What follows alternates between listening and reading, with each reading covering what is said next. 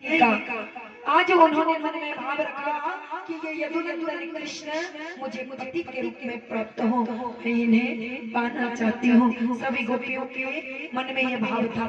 अब कन्हैया एक और इतनी सारी गोपियां सब पति के रूप में पाना चाहती हैं।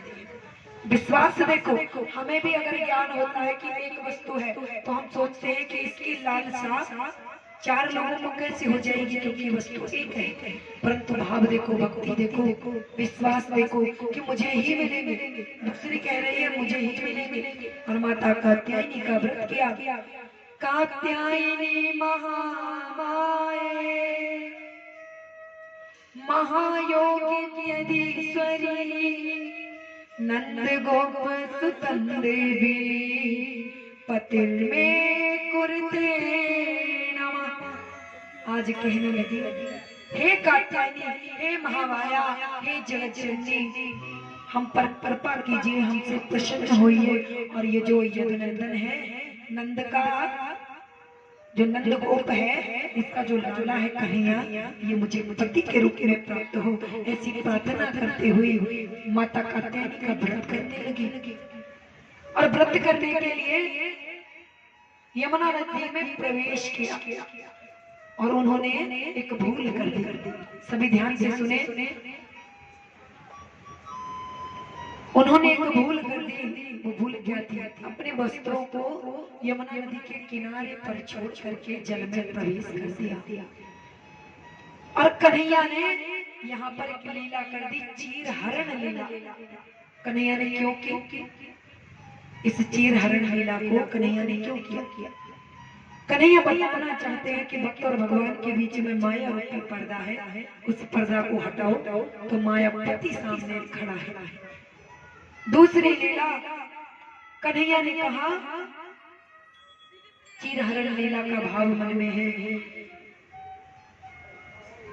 जैसे ही गोपियां जल में प्रवेश कर गई, उनके वस्त्रों को कन्हैया ने उठा दिया। अब गोपियों ने जैसे ही माता का व्रत किया, स्नान करके बाहर निकलने लगी। बालू की प्रतिमा बनाकर के माता कात्यायनी का व्रत करती थी। जैसे ही बाहर निकलने लगी तो देखा, अरे हमारे वस्त्र कहाँ गए? अरे अब हम कैसे निकलेंगी? चारों ओर देखा, कहीं कुछ न दिखा तो वृक्ष पर दृष्टि पड़ी।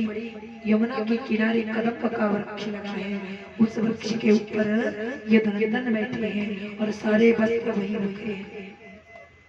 बोली, अरे हमारे वस्त्रों को तो ये कन्हैया ले गया। चोरे लाला, तू अभी तक मक्खन चुराता था, अब वस्त्र भी चुराने लगा। कन्हैया ने कहा, क्यों गोपियों, व्रत ठीक तरीके से हुआ? देवी प्रसन्न हुई?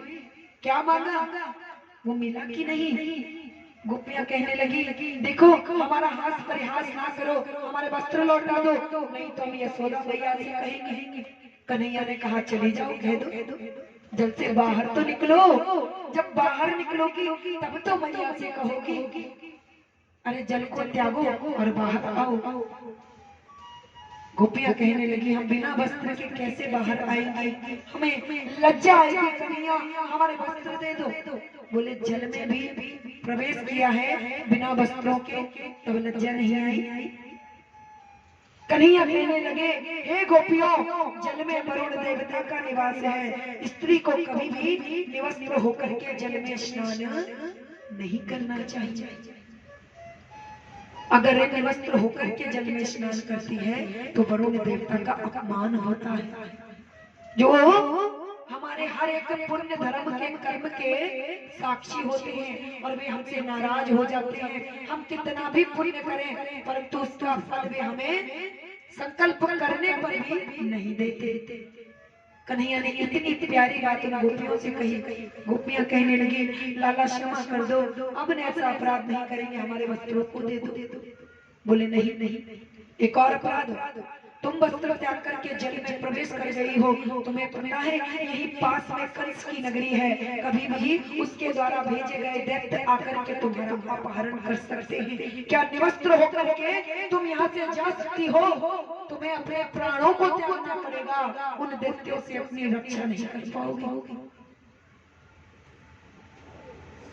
बोले, तीसरी बात, तुम जो स्नान कर रही हो,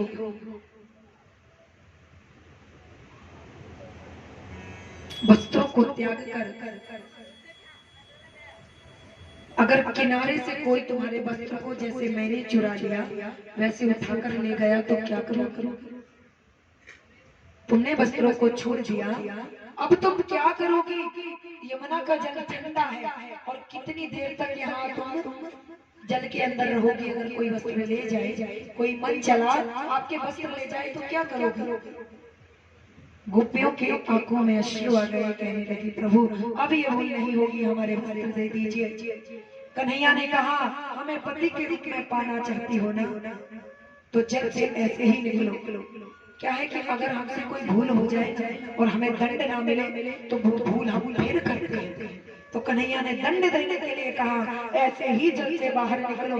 अब गोपियों ने कहा नहीं कन्हैया हम ऐसी नहीं निकलेंगी। कन्हैया बोले आपको जल के बाहर आना होगा। जबकि कन्हैया की आयु कितनी है? वे सब माँ के बराबर, दादी के बराबर है। और कन्हैया कितने से? नन्ही से। बोले बाहर आओ, तुम मुझे पति के रूप में पाना चाहती हो ना, तो पति और उनकी भार्याओं में भेद कैसा, पर्दा कैसा? बाहर आओ, आत्मा और परमात्मा का मानो मिलन कराना चाहते हैं। आज गोपियों ने अपने गुप्तांगों को छुपाया, लज्जा से कांपती हुई जल को त्याग करके बाहर आई और उनके नेत्रों से अश्रु बहने लगे। आज देह का भाव छूट गया, स्त्री पुरुष का भाव गोपियों का छूट गया। हम स्त्री पुरुष नहीं, हम तो जीव आत्मा हैं। और ऐसे भगवान की जय जयकार की है। भगवान ने वस्त्र दिए, गोपियों ने अपने वस्त्र धारण किए और अपने अपने घर को चली गई। जब गोपियां जाने लगी तो तनिक ठहरी, कन्हैया से बोली कन्हैया हमने आपका व्रत किया, आपको पाने के लिए माता को प्रसन्न किया, तो क्या हमें इसका परिणाम नहीं देंगे? कन्हैया ने कहा आने वाली रात्रि में हम तुम्हारे साथ रास करेंगे। अब गोपियां प्रसन्न होकर अपने अपने घर को चली गई। समय व्यतीत हुआ, वही समय आ गया रासलीला का। और रासलीला का जब समय आया तो चंद्रमा समझ गया, पूर्ण चंद्रमा आकाश में छिटक गया। 6 ऋतुएं प्रकट हो गई एक साथ। 3 प्रकार की वायु बहने लगी, मंद, सुगंधित और शीतल। सभी दिशाएं उनके अनुरूप हो गई, सब प्रसन्न हो गए। उसी समय चंद्रमा ने अपने लालिमा को बिखेर दिया और पूर्णिमा की रात्रि हो गई। और गोपियों के लिए भगवान ने अपने अधरों पर बंसी को रखा और सुंदर बंसी को बजाया।